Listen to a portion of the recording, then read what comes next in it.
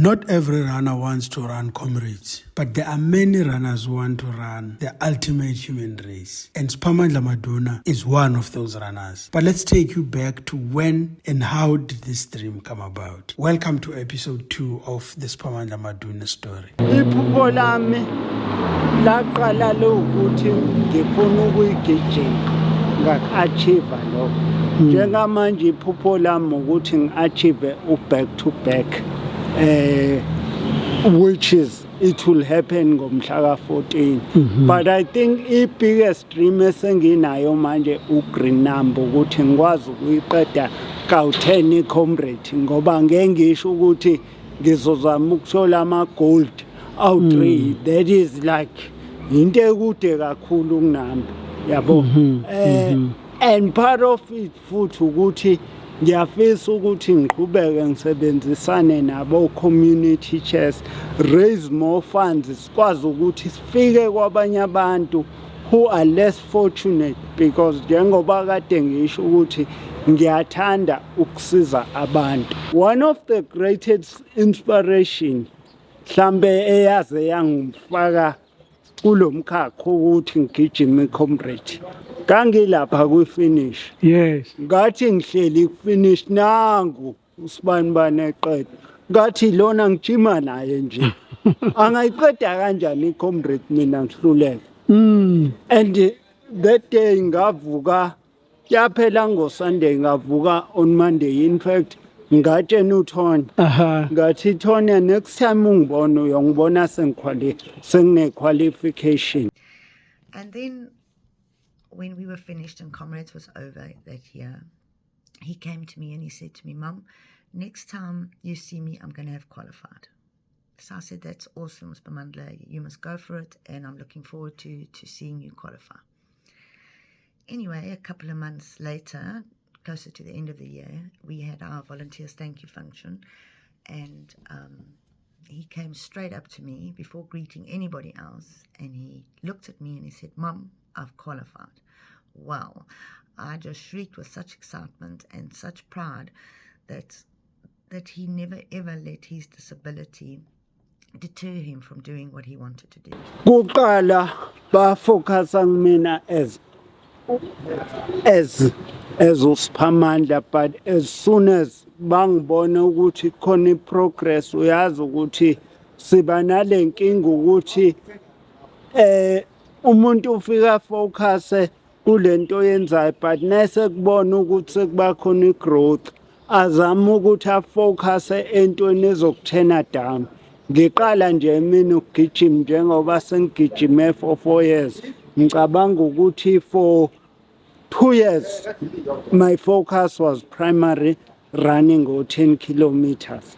But ngithe seng-announce ukuthi ngiyogijima i-comrade, nabantu baqala baba nenkinga.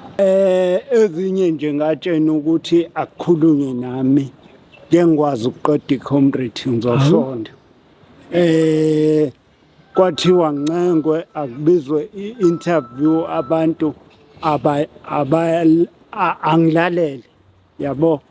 Kwadla ukuthi ngaleso sikhathi nami ngase ngiyitshenile ukuthi cha ngifuna ukugijima i-comrade, and iphupho lami kwakuwukuthi ngigijime ngisho ngathiwa ngiphume ka-40 or ka-50 just ukuthi ngibe ku-starting lineup. That's all I needed.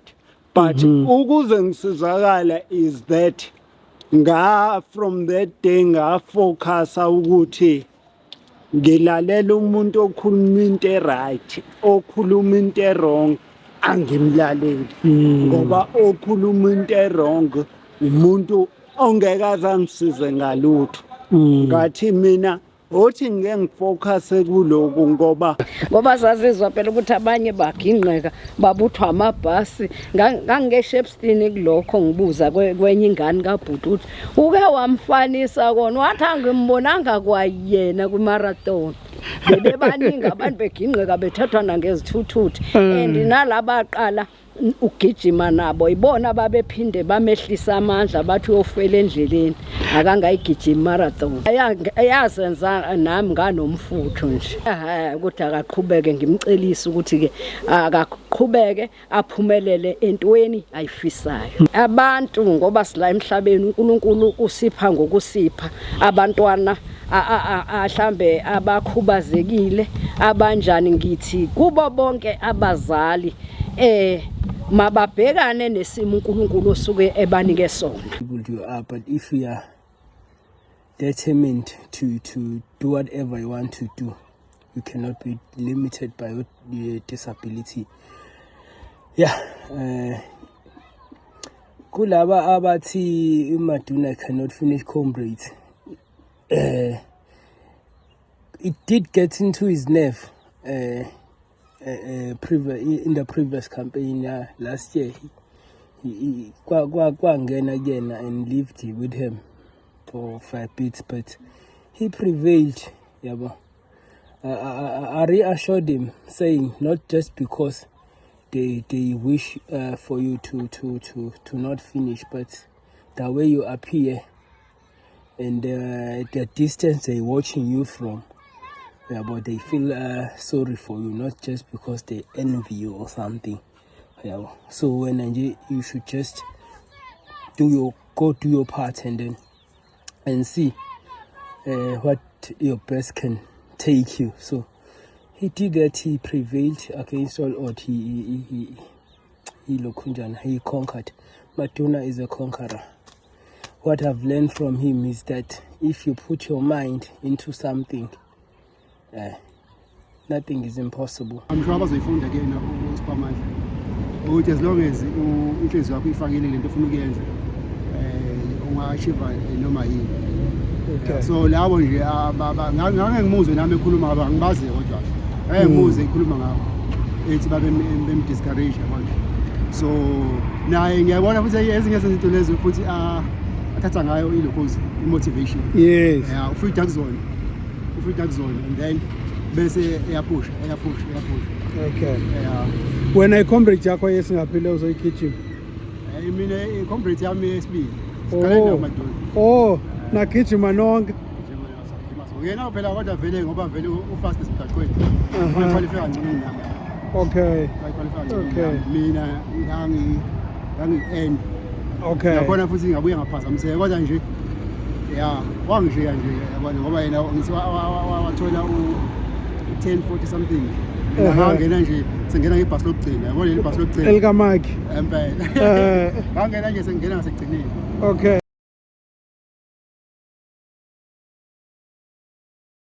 Imarathon yami yokuqala ngangi-aime u3:35 kodwa ngaba late nje. Ngawu 55 minutes ngabuya no48. Okay. But into engangiyipromisile ukuthi kwimarathon yami yokuqala ngizo qualify. And ayekhona futhi amagama ayethi ngeke azayiqede le marathon. Lawo magama ngawasebenzisa kanjalo in such a way ukuthi khona umngani wami esijima naye wayeyoqualify elite ocean kodwa akayanga ukuyoqualify. Wagijima from start to finish because lawo magama afika kuyena. Wathi nengifonela ngangiqala mina ukufonela umuntu wesilisa akhale eminye embezi ethi izinto ekade ikhulunywa ayitsheniwe yena. Right now akasena ndaba nokuyoqualify elite ocean.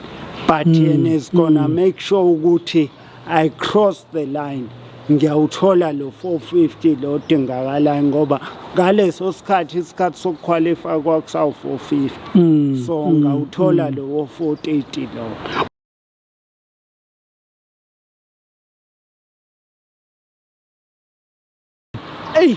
ngazizwa nge-starring ngicross i-finish line kodwa ngangiphelile ama-cramps. Uyabona na uzogijima kube ngathi umlenze ungawuqondisa cause uyafa ama-cramps Yeah. kangiphelile ama-cramps Aha, but ngakwazi ukuthi ngiqede abantu engibaziyo abanye babo kunzima nokuthi bakhulume ya kunzima nokuthi bakhulume omunye nje ngathi sengiyiqedile i-comrade wathi hayi yabona-ke lenyukayo ungayigijimi ngoba iyona enzima kakhulu kumele ulinde futhi uphinde ugijime leshona phansi kayibuza ukuthi shoot mina le medal ekuthiwa back to back ngeke ngiyithole. I think kokunye umuntu uyayibone yena ayibone enenkinga aqeda ayitshena ukuthi le nkinga nazo yena ekugijimeni kuzoba worse for you and akujaje by i-condition wenonayo. I think from last year umuntu wathi naqeda ukugijima i-race wathi uthatha i-break ya 2 weeks then from there waqala phansi wabuild up ngoba noyogijima i-Comrades Marathon you start from fresh ukuthi uqala phansi as if uyaqala ukugijima because mele uqale phansi ugijima ama-distance amancane ukhule naso ispeed lokukhulu ngoba awukwazi ukubuya kwi-Comrades Marathon uthi hayi othi ngiyowenza u-50 but uqala ngalama-distance amancane lokukhulu ngoba sazizwa phela ukuthi abanye baginqeka babuthwa amabhasi ngangeshephstini kulokho ngibuza kwenye ingane kabhuti ukuthi uke wamfanisa kona wathi angimbonanga kwayena kwi-marathon bebebaningi abantu beginqeka bethathwa nangezithuthuthi and nalaba aqala ugijima nabo ibona babephinde bamehlisa amandla bathi uyofela endleleni akangayigijima marathon.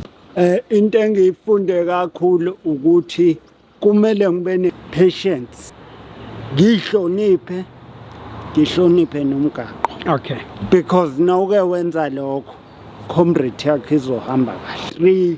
Kumele ngi-understand ukuthi kubalekile ukuthi i-nutrition yami ibe in order ngendlela futhi ngizazi ukuthi njengoba ngiyogijima indawo ezamahili it's okay ukuthi amanye wawo ngiwawokhe and it's okay ukuthi amanye wawo ngizowagijima and kubalekile ukuthi ngibe nendawo la ngazi khona ukuthi mele ngidlule khona ngisaphila ngisafresh like ngidlule ka-60 ngisafresh so that ngizokwazi ukuthi ngibe ne-marathon ne-Comrades Marathon e-right.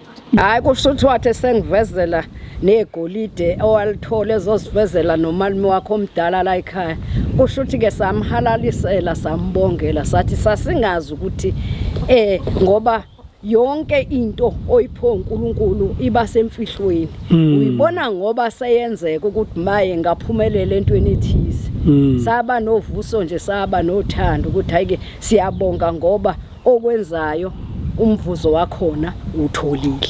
Lesi sponsor I'm sponsored in terms of content creation, so meaning ukuthi njalo nangigijima mele ngithatha ama-video ngigqoke i-apparel yabo and ema-racing ngizobe ngigqoke i-apparel yabo njengoba ubona ukuthi njengamanje from head to toe ngigqoke izinto zabo. Kungisize ngani? Kungisize ukuthi ngazi ukuthi njengoba ngiyogijima i-Comrades Marathon ngine-budget engizoyithola ukuthi ngiyogijima ngayo i-Comrades Marathon. Lokho kwenza ukuthi kube lula ukuthi even nabantu abazokusiza endleleni babe nazo zonke into oyidingayo nabo babe nazo izinto ezidingwa ibona. Even nakuma training as well ukwazi ukuthi nangithi ngicela kwenza i-training awudingi ukuthi nibe baningi but because usune budget uzokwazi ukuthi usebenzise leyo budget ukuthi uyokwenza i-training e-right. Lesi sponsorship ngimina sisho ukuthi ngiyarecognizwa as umuntu ogijimayo and ngiyarecognizwa as umuntu ogijima one-disability because kumina it's a dream come true. Yazi njengoba sikhuluma ngike I think it was on Tuesday la ngafaka khona isithombe ukuthi mhla ngangiqala nqa ukugijima ngangigijima ngezinto zaka Mr Price. It was 15 January 2022. Wow. But 4.5 years later njengamanje sengigijima proudly ngigqoke impahla zabo. I-reaction yenza first of all umuntu oseduze kwami imenza ukuthi naye abe nethemba akholelwe kumina ajabule ukuthi izinto ezikanjena ziyenzeka naye angasebenza ukuze nakuyena zenzeke. Ithole kude even noma bekuthiwa kanawo amateku uyavuka ekuseni ahamba yowathenga amateku eMr Price ahamba yogijima because i-inspiration lento ngoba if besunderstand previously indaba ze-sponsor bekuthathwa labantu abawinayo but manje sekuthathwa even nabantu abafana nathi abayi-inspiration when it comes to i-running. Hayi kusho ukuthi nami ke bandla ngiyajabula ngoba ngiyabona ukuthi kukhona okuvela emacaleni njengomuntu ozimele ozizamelayo ongekho phansi komlungu. Inhlanhla ukuthi benginawo nginama different brands kodwa nawo aka Mr Price abekhona. Okay. So kumina kuzange kube khona i-challenge nokuthi in the past 4 years of mine of ukugijima bengivele ngihlezi ngiba nawo. So it wasn't a difficult switch ukuthi ngiyenze kube nje into ebeyilula ngoba bebethe ngingagqoka any apparel amateku kumina ukuthi ngifuna ukugijima ngamaphi. Okay. But mina into engiyithandayo ngithanda ukuthi if ngisebenzisana nawo ngifuna senze yonke into up to the fullest because they've made a commitment kumina nama must make a commitment kubo. Esikolweni uhambe waphelaphi? Esikoleni ngafunda grade 1 ngalesa sikhathi ke thina kwakusathi u-first year ngafunda wona nhlanhla leyo kwaqhamuka amanesi athi amanesi le ngane ayifanele ukuthi ngabifunda lana so ngahamba ngayofunda eHarding Special School from grade 2 up until grade 7 then from grade 8 to matric ngayofunda open air ngalana eThekwini then ngithena ngiqeda lokho ngenza i-learnership ye-IT information technology ngaqeda nayo ngenza futhi i-short course ye-national diploma in project management. Njengamanje nje umsebenzi engwenzayo ngenza i-business consultation la ngisiza khona abantu abafuna ukuregister inkampani konke lo ngenze sure ukuthi ba right nomthetho wase South Africa so that bezokwazi ukuthi ba operate kahle. Wokuqala lo wesibili ukuthi ngizama ungena ka running full time. Okay. Because I believe ukuthi as a runner as an inspiration ngiyona ngakwazi ukuthi ngigcine sekuba umsebenzi wami engwenza full time because ayikho into emnandi njengokuthi uvuke ekseni uyokwenza into enjoyayo. Hayi igalelo bandla uyadlala Nkosi yami. Konke esicelayo uba sithi ayishoda la nala uyakwazi ukuthi asinike lo masenti sikwazi ukucover lezo ndawo.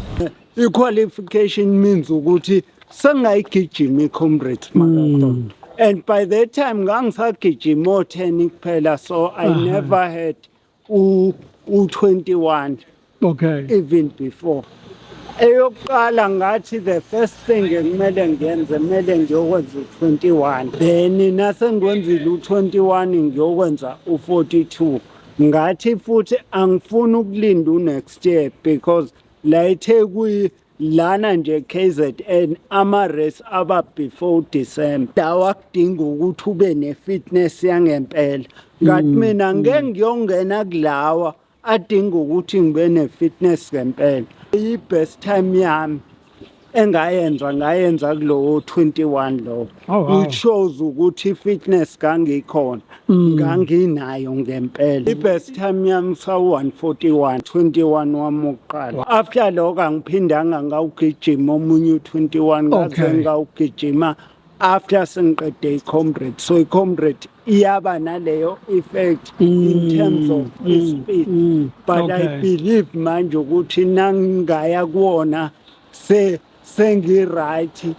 Because another thing what I did was ngesikhathi sengizogijima i-comrade ngathi ngifocus-a kuyona. So ngaqeda lowo 141 nakhona futhi lowo 141 wenzeka on a basis ukuthi I started cramping ka-12. Abantu engangihamba nabo baqeda ngo-137. Ngabe ngenza isikhathi esihle kakhulu. So ngasuka layo ngayogijima u-42. Ngesikhathi ngiprepared i-marathon yami yokuqala futhi lokhu ngizobatshena abantu ukuthi abakuqaphele. Emqondweni wami sekuduma those last 8 kilometers ukuthi kwi-half marathon yami the last 8 kilometers nga-cramp. So naku-42 kushuthi ngizocramp. And exactly that's what happened. And lokhu-ke kwaku-worse cause ngaqala ukukrampa ka-21 nakhona futhi it was my fault cause ngadlula ka-21 ngihamba with unumber 3 we-race yabantu besimame. Could imagine ipace engangihamba ngayo ukuthi yayiphezulu kakhulu. Angithi lana ngikhuphule on a basis ukuthi bese ngilate. So ngafuna ngathi angiyikhuphule ukuze ngizokwazi ukuthi ngihambe nale bunch lele engifuna ukuhamba nalo. Ukuze nasengibuya sengihamba ngengaphezulu futhi ngisahamba with the same bunch or I'm chasing a different bunch manje. Because of experience manje umuntu useyakwazi ukuyikhuphula ayikhuphule maintain. But ngalesa sikhathi ngiyogijima u-42 wami wokuqala leyo experience yayingekho nje. I think ngastaka for the first 2 kilometers. From there ngayikhuphula yabo le pace bengibuya nga-3 naka-4 ngase ngihamba ngaleyo pace. Imagine ukuthi ka-4 ngihamba ngo-4 something kodwa ngisasalelo 38 kilometers. So inexperience ikona futhi okwenza sigcine sesicramp izinto ezifana njengalezo ukuthi ngiyayenza lento kodwa ngi-understand ngendlela and ngizoloda ngizokwenza indlela ebengijwayele ukwenza ngayo ka-10 ekade ngisiza kanti la ka-42 ngeke izingisiza. Yabona-ke imistake engayenza ngathi nangibona lo 430 ngathi mina angikwazi ukuthi ngingabuya no-430 kade ngifune u-335. Ngathi hayi kulena-ke ngiyofuna u-340. Wow, same mistake. If not, this time was worse. Kuleyo marathon ngabuya no 456 kwavuka ama-cramps. Into ebangela lama-cramps, one, ukukhuphula i-pace that you are not comfortable with. Ukudlula ama-water station thathi lutho. It's not having the proper nutrition because okhumbula ukuthi uyalamba esiswini. Nalento ekuthiwa i-pre-race mhlawumbe uthola ukuthi awuyenzanga awudlanga ngendlela before uyoqala ukugijima. So zonke lezo zinto zizobala. Enza zonke lezi zinto indlela nje siziqala kuma-long run nasenza ama-long run ukuthi nasigijima u-40 first half every 5 kilometers imoto ikhona. Second half every 3 kilometers imoto ikhona. Size siphathe even esinkwa. Sazi every hour mele ngidle slice sesinkwa esinobhanana. Ngiphuze izinto engiyisebenzisayo because kubalekile ukuthi umzimba wakho ugijima awulambile ngoba nawuzogijima sowulambile futhi uzoba nenkinga ngoba uzoqala ngokulamba then ingqondo izosenda ama-signal ukuthi asike shayele umuntu nge-cramp khona ezokwazi ukuthi aye ugijima. Lokho-ke yikona okusenza sibe nenkinga ka-42 but-ke through ukufunda izinto uyagcina sowukwazi ukwalungisa lawo maphutha. Nangenza i-training asike sithi sizoqala Monday. Monday wami ngizoresta ngoba kade ngenza i-long run on Sunday. Then on Tuesday ngizokwenza an easy pace. Njengamanje sengikhuluma nje nge-training ye-comrade. Easy pace mhlampe 10 to 15 Ks. Then on Wednesday ngizokwenza i-long run anything from 30 to 40 Ks. Then I come back kwi-long run futhi ngireste. On Friday I do another easy. Then on Saturday I do another mhlampe close to tempo session lapha ko 10 kilometer. Then on Sunday also I do a long run because njengoba bengitrainela i-Comrades Marathon ngithe angibe nama long run amaningi then ukuthi ngibe ne-speed session because kwi-Comrade i-speed asisebenzi kangakho but kusebenza ukuthi uhlale kangakanani emgaqweni. So ngaloko I'm able ukuthi mhlampe ngenyanga ngi-average from 350 close to 400 kilometers. 349 marathon esengwagijimela u6 and njengoba u6 iyodwa engabanga nayo inkinga ilo 349. Alungisa zonke lezinto futhi ngawu-understand umzimba wami ukuthi nangigijima i-marathon every 10 kilometers kumele ngokhe at least for a minute so that yonke into yami izohlala izokwehlika i-heart rate konke lokho. Lawa amanye kwakuyi-marathon yami yesi-4 leyo engenza lokho. Ngaphinda ngagijima 2 more ngenza the same mistakes ngabuya no-407 ikona womabili. Abantu abangakwazi ngami ukuthi mina ngumuntu onothando osheshayo ukudinga futhi ngiyashesha nokudlulisa nokuthi nangenza into ngenza into with passion. Njengoba ngithanda ukugijima ngikwenza with passion. Ngavuka ekuseni ngikhulume ngako emini ngikhulume ngako ntambama ngikhulume ngako nokuthi ngiyathanda ukuthi ukubona omunye umuntu eyaphambili because nginawo ama-runners othola ukuthi sisebenzisana nawo nakumele ngiwasize nami ngiyawasiza because I expect that in return. Ingako mhlampe one of the things that I do ngivolunteer ku-Comrades Marathon although nami ngiyigijima. Ngithi kubo bonke abazali mababhekane nesimo uNkulunkulu osuke ebanike sona. Bakhuthaze izingane zabo ukuthi azenze okuhle nazifisa ziqhubeke zibheke phambili ngoba ungathola umuntu okhubazekile uyena owenza izinto ngaphezulu. Into eyenzeka ngakhuluma ne-mentor yami, i-mentor yami because iplan ekade nginayo was bengifuna ukuthola i-seeding e-right first of all ngoba last year ngangujikwa kwangithatha isikhathi ukuthi ngidlule kwi-starting line kanti kwi-Comrade it's gun to mat, it's not mat to mat, meaning ukuthi nasiqhuma isibhamu ngisho ungadlula after 10 minutes lowo 10 minutes uyabala ukuthi soqalile uyagijima yathi uzothola a better seeding nogijimela i-charity. Okay. So ngoba vele ngiyathanda ukusiza abantu ngawabheka all different charities akhona but u-community chest kwaba wona osondela eduze kwami plus on top of that ugijinyelwa nayi-mentor yami so uzokwazi ukuthi angi-assiste ngiloke ngikhuphuka ngayo. So abantu bangasiza ngokuthi bangene ka charity comrade then batype igama lami.